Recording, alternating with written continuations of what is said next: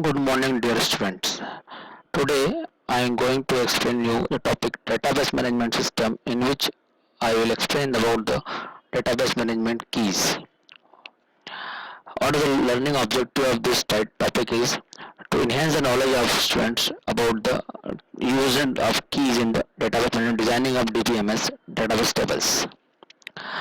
Now, different types of keys are available with this super key, candidate key, primary key, foreign key and alternate key. These keys are the some important keys available in the database management system.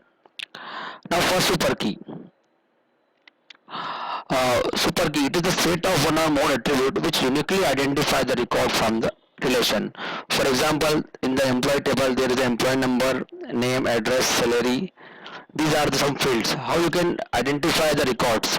With if the employee number, we can identify record employee number and name, employee number and address, employee number, salary, and name and address also may be used to identify the records in the table.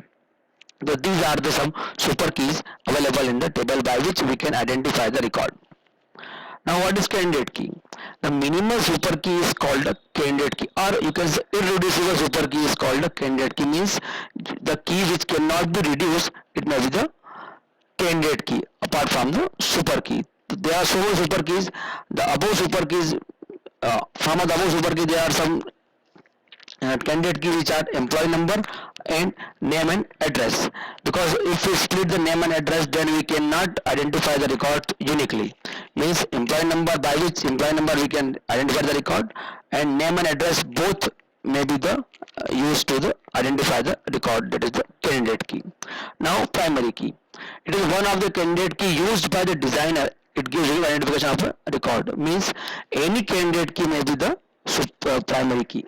It depends on the database designer which key he or she used to the define a primary key. In our example, employee number may be primary key, or name and address both to be the primary key. It depends upon the database designer key in which key he or she wants to be the primary key.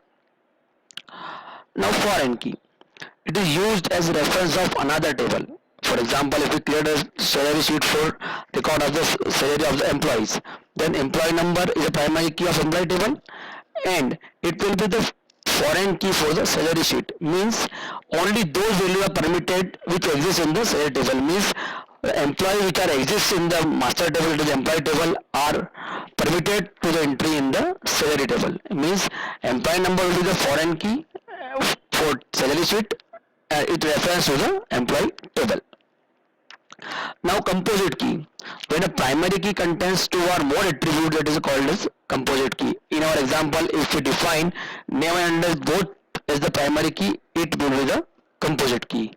Then last is the alternate key, the remaining candidate key except primary key. There are so many candidate keys which I will explain you, in which key which are remaining, which we have not defined primary key, it may be the alternate key. If employee number is primary key, then name and address may be the alternate key.